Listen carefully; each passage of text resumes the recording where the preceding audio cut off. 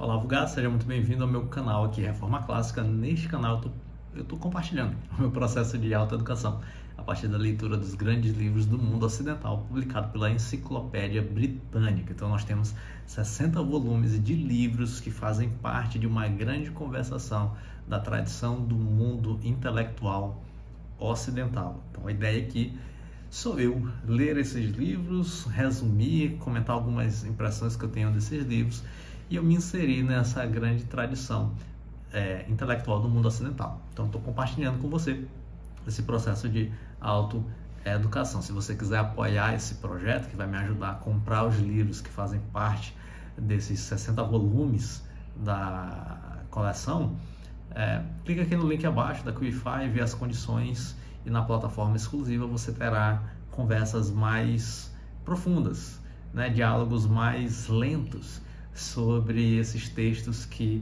eu estou lendo, e a ideia é a gente conseguir construir conceitos que fazem parte da civilização ocidental e que podem orientar a nossa vida a sair de uma vulgaridade, e acessar aí uma aristocracia intelectual, uma aristocracia do espírito. Então, se você tem interesse nesse tipo de conteúdo, se você quer sair da tua vulgaridade, não só ler literatura, mas compreender esses conceitos que são importantes para o espírito humano, então eu gostaria de convidar você a apoiar o nosso projeto.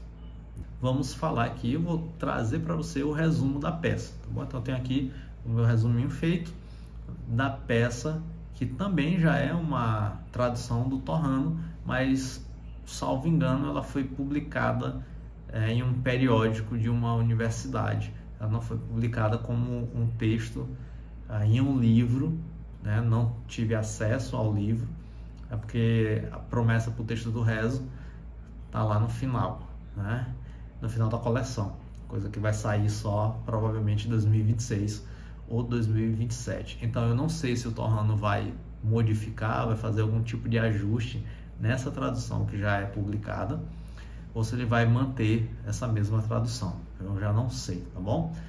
Mas impressões sobre o texto que tive acesso é que é um texto mais difícil do que os outros textos que eu já li do teatro grego, mais palavras difíceis, um vocabulário mais rebuscado, e que você precisa efetivamente dar uma parada, consultar ali o dicionário, para poder você entender ali o significado das palavras, às vezes de uma frase, de uma construção de frase. Então não é um texto que você vai ler assim rapidamente se você for um leitor iniciante. Eu digo até um leitor intermediário, tá bom? Iniciante intermediário. Então eu tive uma certa dificuldade ao acessar o texto. Bom, então vamos para o resumo agora efetivamente da peça. A peça se passa durante uma única noite, num acampamento troiano em meio à Guerra de Troia. Então a trama é marcada por um clima de tensão, espionagem e, logicamente, aquela velha ironia trágica que nós já estamos acostumados, culminando na morte do herói que dá nome à obra. Então não é spoiler nenhum. Então a tragédia vai começar de uma maneira abrupta. A gente tem ali o coro de guardas troianos correndo em pânico até a tenda de Heitor, despertando. Eles estão ali alamados porque eles olham assim, inúmeros fogos acesos no acampamento grego, e eles temem que seja uma emboscada noturna, um plano ali do inimigo. Heitor, no entanto, vai interpretar os sinais de forma oposta e excessivamente otimista. Ele acredita que aqueles fogos ali são um sinal de que os gregos estão se preparando para fugir durante a noite.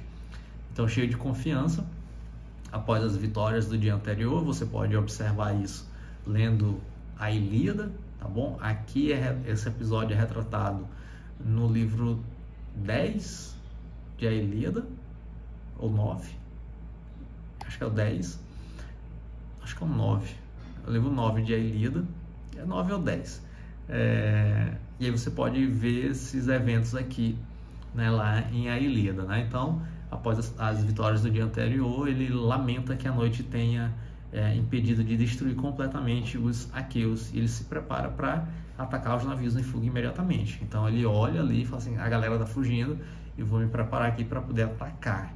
Eles vão fugir, eles vão sair fora aqui, porque nós tivemos ótimas vitórias e eu não vou perder essa oportunidade, né? Enquanto eles estiverem fugindo, eu vou continuar massacrando eles. Aí chega Enéas e age como se fosse uma voz da razão, né? Ele adverte Heitor da sua imprudência, né? E de esse ataque noturno precipitado, né? Ele argumenta que Heitor é um grande guerreiro, mas que não é um bom conselheiro, né? E que atacar sem saber as verdadeiras intenções do inimigo é um risco enorme. Então Enéas vai sugerir o seguinte: uma abordagem mais cautelosa, né? Ele vai enviar um espião para descobrir o que realmente está acontecendo no acampamento grego. E aí Heitor, persuadido, concorda, ok. Aí a gente tem um personagem chamado Dolon, que se oferece para essa perigosa missão. Eu vou espiar a terra, né? No entanto, o Dolon vai exigir uma recompensa muito grande, né? Uma recompensa assim bem expressiva, né? Então, após uma negociação na qual o Dolon vai recusar ouro, vai recusar um casamento com a realeza, ele pede o prêmio máximo. E qual prêmio é esse? Os cavalos imortais de Aquiles. Embora Heitor também cobisse esses cavalos de Aquiles, que, reza o mito, foram treinados pelo próprio Poseidon, ele acaba prometendo-os a Dolon. Então Dolon descreve o seu plano. Ele vai se disfarçar com uma pele de lobo e vai imitar o andar de um quadrúpede, né, para se aproximar sorrateiramente dos navios inimigos. Então ele parte confiante que retornará com a cabeça de Odisseu ou Diomedes. E aí a gente tem a chegada de Rezo, né? Então, enquanto o coro reza a Apolo para o sucesso de Dolon, um mensageiro, um camponês, chega com notícias urgentes. Esse mensageiro, ele anuncia a chegada de um poderoso aliado, Rezo, rei da Trácia, com um exército formidável de cavalos magníficos, mais brancos que a neve. Heitor, no entanto, dá meio que uma relaxada, vai reagir com desprezo. Ele vai criticar Rezo por sua chegada tardia, após 10 anos de guerra, afirmando que Troia não precisa mais de sua ajuda. Então, o coro e o mensageiro aconselham Heitor a não repelir um aliado tão poderoso. E Heitor, a contragosto, concorda em recebê-lo como hóspede. O coro em seguida canta com grande esperança, vendo Rezo como um salvador divino que garantirá a libertação de Troia, né? O Rezo teria ali um papel fundamental nessa vitória de Troia. A gente tem aqui um Heitor até imprudente mesmo, né? Um perito, parece, né, nessa arte da guerra. Então Rezo entra em cena e é repreendido por Heitor pela sua ausência, né? Parece que o Heitor está meio magoadinho. O Rezo se justifica explicando que foi detido por uma guerra contra os citas em sua própria fronteira, né? Então, com uma arrogância desmedida, Rezo vai zombar dos troianos por não terem conseguido vencer a guerra em 10 anos e promete que ele sozinho vai destruir os aqueus em um único dia, né? Que a gente tem uma característica, né, da híbris grega, né, da desmedida. Heitor, portanto, vai tentar moderar esse excesso de confiança de Rezo, mas ele insiste em enfrentar o melhor guerreiro grego, né? Ele quer saber de Aquiles, né? Então, ao saber que Aquiles não está lutando, ele pergunta sobre outros heróis, né? Aí Heitor vai mencionar Ájax, que já conhecemos, Diomedes, que já estamos careca de saber, e com especial desprezo, o Heitor fala sobre o astuto impostor Odisseu, detalhando os atos de Odisseu, de espionagem e de engano. Isso daqui é muito importante para a gente entender a peça. E aí Rezo condena veementemente a astúcia, e eu vou falar sobre a astúcia na nossa plataforma exclusiva, como esse conceito de astúcia foi sendo desenvolvido ou foi sendo trabalhado de maneiras diferentes em A Ilíada e na peça aqui em Rezo.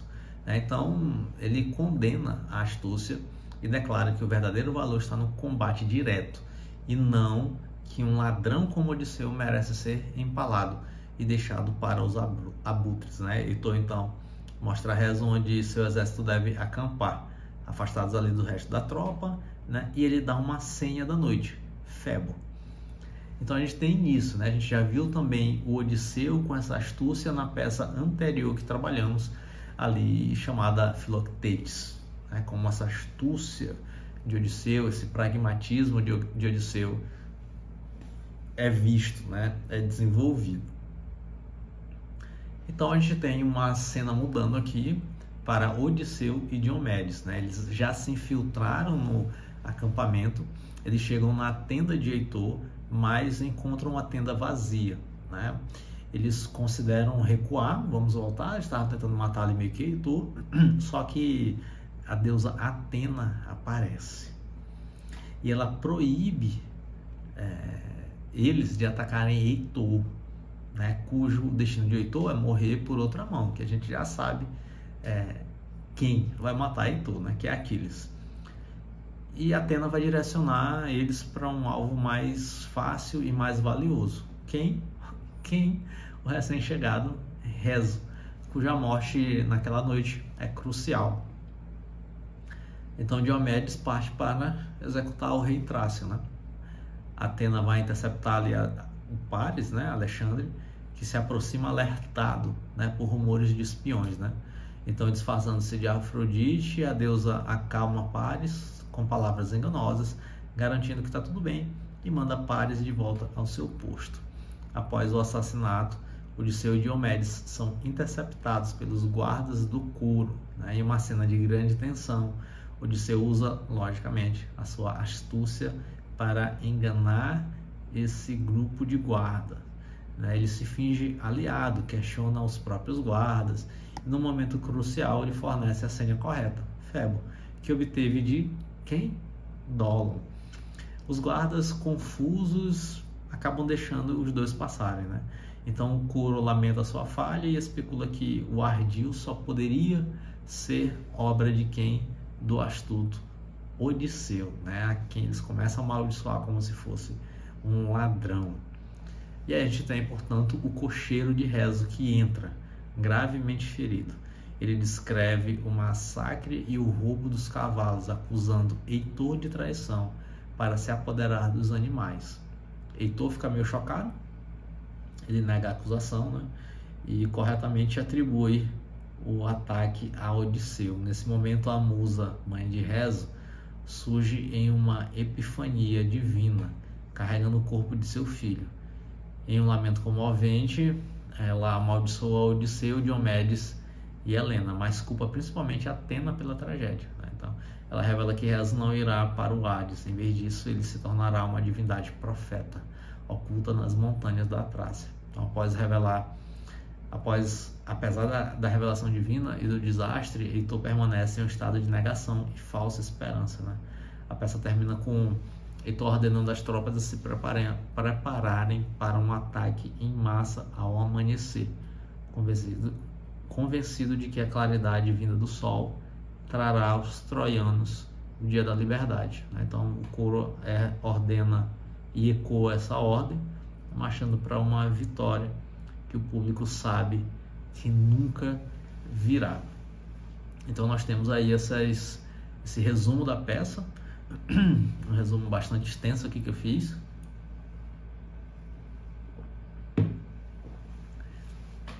E a gente tem basicamente a peça mostrando um pouco essa imperícia de Heitor, mostrando a astúcia de Odisseu, como sempre, mostrando a intervenção divina em favor dos gregos. Então nós temos esses pontos aí a serem visualizados nessa peça, nessa dinâmica aqui desse teatro aqui feito por Eurípides, né? Então basicamente é uma cena numa noite só, né? Às vezes tem algumas resoluções aqui eu acho engraçadas, né? A estratégia de Dolon vai botar uma pele de lobo, né? Ou quem que vai acreditar num cara com uma pele de lobo? Talvez no escuro tenha uma confusão, mas pelo amor de Deus, né? É muito fácil discernir, seria fácil discernir isso, né? Então algumas coisas um pouco infantis, né? Mas a que fazem parte aqui da trama, né, das resoluções gregas, desses autores, desses grandiosos autores, né, do teatro grego da sua época, né? Então, se você quiser aprofundar nessa conversa, principalmente na questão da astúcia em si e dessas intervenções divinas e tudo mais, te convido a acessar nossa plataforma exclusiva clicando no link da Curify aqui. Lá também nós falamos sobre esses princípios que podem ajudar na orientação das nossas próprias vidas a partir da leitura desses textos do teatro grego. Se você quiser também olhar as outras peças que já comentamos e já resumimos, vou deixar aqui a playlist do nosso projeto Reforma Clássica. Se você ainda não é inscrito no canal, se inscreva no canal, dê o like no vídeo e beijinhos. Até a nossa próxima conversa.